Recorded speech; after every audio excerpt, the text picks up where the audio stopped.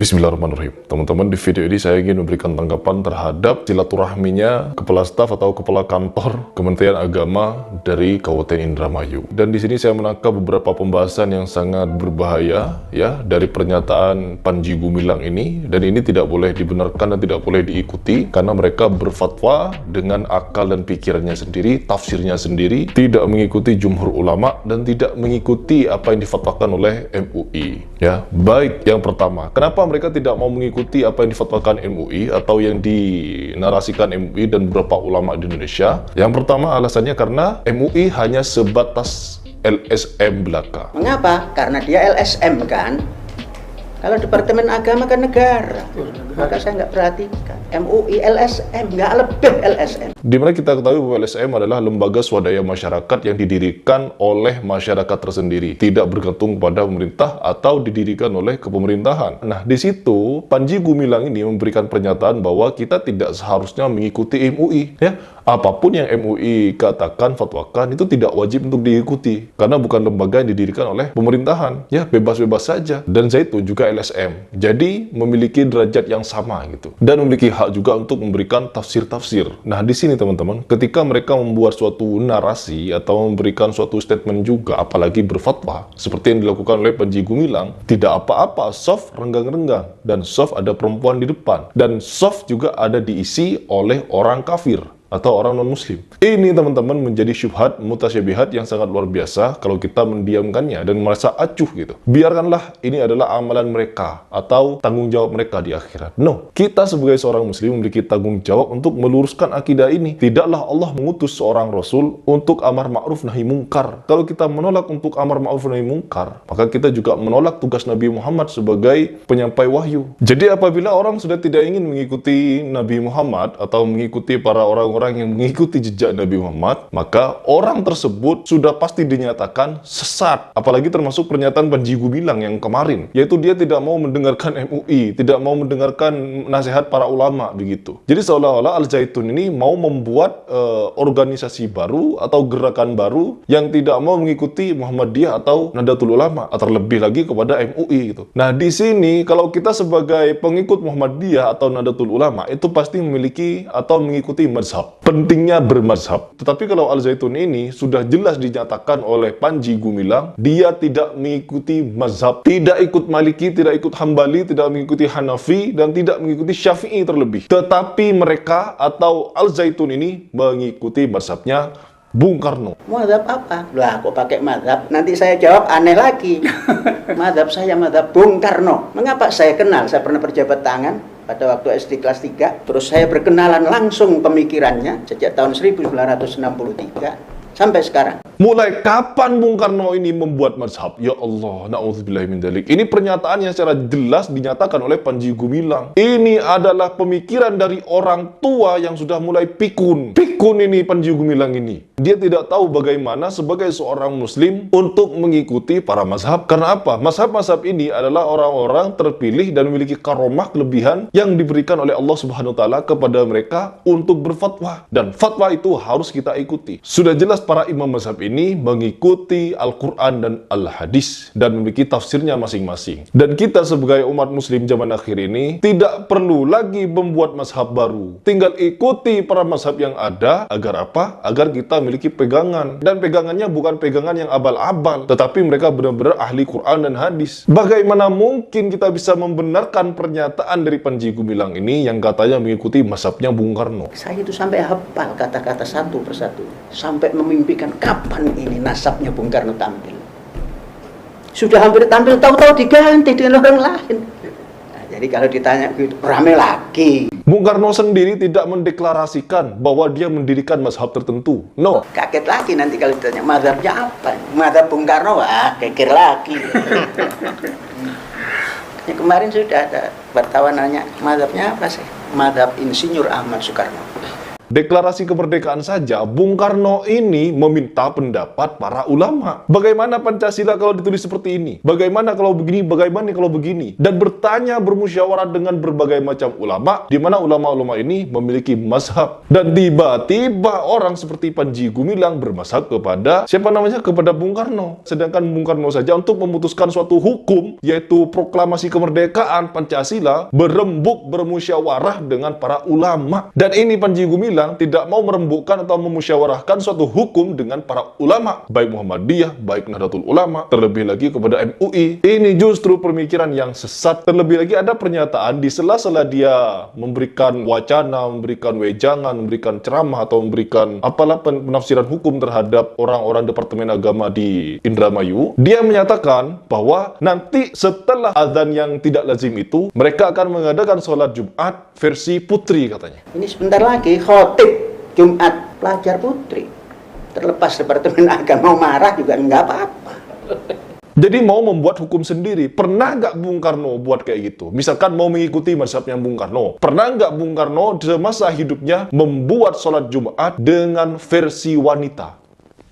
Ya, teman-teman yang tahu coba komentar di bawah. Pernah nggak ada buku Bung Karno mewasiatkan bahwa wanita boleh mendirikan sholat Jumat di masjid gitu, kumpul sama laki-laki? Ada nggak bukunya? Pasti tidak ada. Ini adalah akal-akalan orang tua pikun ini. Seperti Panji Gumilang ini. Saya kesal kepada orang ini. Na'udzubillah min dzalik. Berusaha untuk berfatwa dan keluar dari arahan para ulama. Out of the box. Karena memang ada pernyataan dari si Panji Gumilang ini, kita harus out of the box katanya. Keluar dari fitrahnya. Jadi mereka ingin membuat bid'ah-bid'ah baru. Membuat ajaran-ajaran baru gitu. Allahu Akbar. Ini kalau tidak ditindak, ini kalau tidak diluruskan, paling tidak adakan debat ilmiah. Orang-orang para ahli ilmu di Indonesia, para ulama dari Nahdlatul Ulama dan kepada Muhammadiyah, adakan suatu forum untuk mendatangkan Panji Gumilang ini debat ilmiah. Kenapa? Kalau tidak diadakan debat, nanti kayak Departemen Agama yang datang ke situ cuma ngangguk-ngangguk gitu aja gitu. Tidak ada perlawanan, tidak ada bantahan mengenai apa yang dinyatakan oleh Panji Gumilang. Setidaknya sebagai orang yang paham dengan agama, ketika ada seseorang yang menyatakan suatu statement, itu harus wajib untuk menanggapinya. Bukan cuma ngungguk-ngungguk gitu. Kalau hanya ngangguk-ngangguk, siapapun bisa gitu. Berkunjung ke situ, nyampe di situ cuma ngangguk-ngangguk, siapapun bisa. Ini adalah tidak apple to apple ya. Kalau kita mau silaturahmi, bukan untuk mendengarkan tausiah dia, tetapi kita harus memberikan sanggahan. Dimana kalau ada pernyataan yang tidak benar, tidak lazim, kita wajib melawannya. Apalagi ini menyangkut hukum. Dan katanya juga si Panji Gumilang ini menyatakan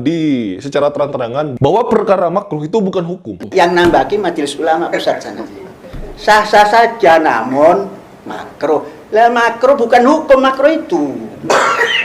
Makruh itu abu-abu. Bagaimana mungkin perkara makruh bukan hukum? Sedangkan jelas di situ hukum ada 4, yaitu haram, halal, mubah, makruh. Keempat ini adalah hukum. Perkara yang mubah boleh kita lakukan, halal sangat boleh kita lakukan, haram jangan dilakukan, makruh lebih baik ditinggalkan. Ini perkara hukum, ada hukumnya di situ. Kalau makruh bukan hukum, nanti halal sama haram bukan hukum juga. Jadi bebas melakukan yang haram, bebas melakukan yang bagaimanapun dia mau. Keyakinan kita berusaha untuk digoyahkan agar apa? Agar kita beribadah, agar kita melakukan muamalah, agar kita melakukan sosialisasi, tidak lagi dituntun oleh syariat karena tidak harus berpaku kepada aturan, tidak berpaku kepada hukum. Ini adalah syubhat yang sangat luar biasa yang disampaikan oleh pengurus, katanya pimpinan pondok pesantren terbesar di Asia, tetapi pernyataannya sesat, menyimpang dan tidak beres. Ya, kenapa tidak beres? Bagaimana mungkin Bung Karno, na'udzubillah min dzalik, terus di pernyataan yang paling gendeng menurut saya, alasan dia memberikan fatwa untuk melakukan sholat jemaah Idul Fitri dengan jarak-jarak yang renggang-renggang kayak gitu, dia mengutip dari surat Al-Mujadilah ayat ke-11. Sholat berjarak-jarak. Baca Quran saja.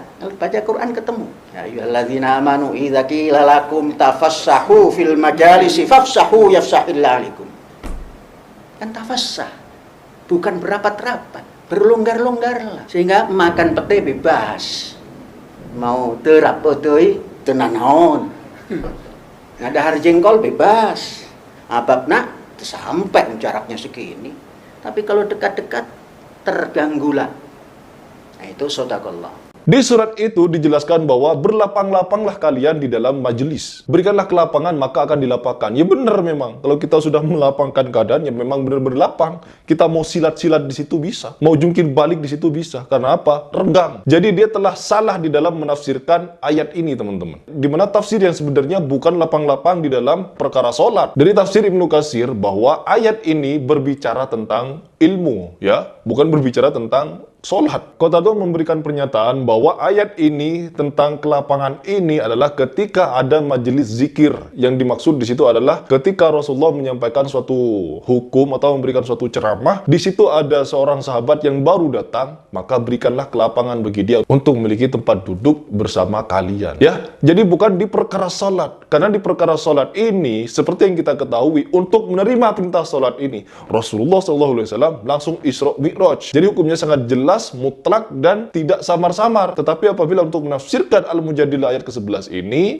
para ulama sudah sepakat, ini bukan perkara sholat, teman-teman. Karena apa? Rasulullah SAW mengingatkan kepada kita bahwa untuk sholat, maka shaf itu harus lurus dan rapat. Rapat shafnya. Ini hadisnya sahih. Dan juga begitu, adapun perempuan di dalam barisan sholat, apabila perempuan itu sholat di barisan jemaah paling depan, maka itu adalah seburuk-buruk sholatnya perempuan. Karena apa? Sebaik-baik sholatnya perempuan di dalam kumpulan jemaah itu adalah di paling belakang, laki-laki di depan, bukan dicampur adukkan seperti itu. Ini fatwa-fatwa yang dinyatakan oleh Panji Gumilang adalah fatwa-fatwa yang ambigu, tidak bersumber, ya, tidak berhukum dengan jelas, tidak mengutip hadis. Kalau kita ingin melaksanakan sholat, baik sholat sendirian, sholat berjemaah, sholat sunnah, sholat apapun itu, maka kita harus mencontoh atau meniru Rasulullah, karena Rasulullah lah yang patut kita ikuti bagaimana cara dia sholat. Dan cara dia sholat telah ditiru oleh para sahabat, dan oleh para sahabat diwariskan kepada imam-imam atau kepada orang-orang penuntut ilmu, sehingga dibentuklah mazhab-mazhab ini. Sedangkan Panji Gumilang, sholat Idul Fitri di situ hanya mengikuti tafsir dari dalil Al-Quran, dan tafsirnya salah total. Tafsirnya salah itu. Tafsir yang sebenarnya bukan seperti itu, dan dia menafsirkannya dan dia mengamalkannya di dalam sholat. Kadang saya suka miris kalau melihat orang-orang yang berusaha untuk menafsirkan Al-Quran dengan kepalanya sendiri, akalnya sendiri. Ini baru mengenai shaf yang sudah tidak mengikuti Rasulullah. Mau ikut siapa? Ikut Bung Karno. Na'udzubillah min dzalik. Ini Panji Gumilang nggak mau ikut Nabi Muhammad,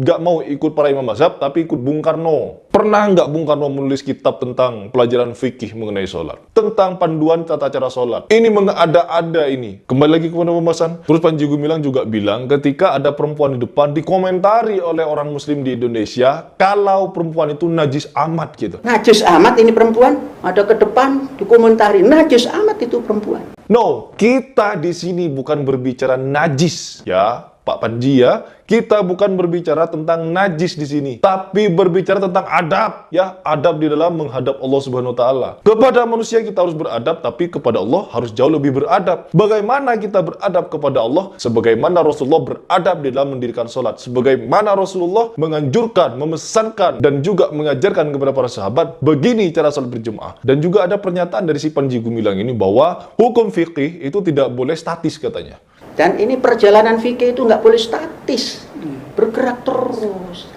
Akal manusia itu menciptakan akal baru. Maka bahasa atinu aklun itu benar.